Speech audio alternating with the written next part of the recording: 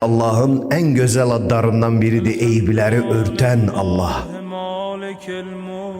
Gözle zatını göre bilməsək de her şeyi yarattığıyla bize görsenen tek ve şəriksiz olanın karşısında, onun əzəməti karşısında rükular edəcəyik.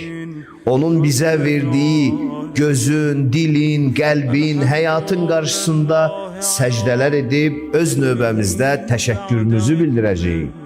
Ne yaxşı ki bizi yaratmısan, ne yaxşı ki bizi var olmağımızı istəmisən, ne yaxşı ki bizi haram yollarda değil de senin karşısında səcdə eləməyi lütf eləmisən. İndi bəyənərsən, bəyənməzsən, layiqi, deyilik, o qalsın hər birimizin öz içimizdə. Allah bilsin, biz bilək və mən çox sevirəm bu duanı, bir daha istəyirəm. Hədislərdə var ki, deyir qurban olduğum bağışlayanda elə bağışlayar birdən görərsən bəndəsini. Çiynində yazan mələyin özünə unutdurar elədiyi günahı.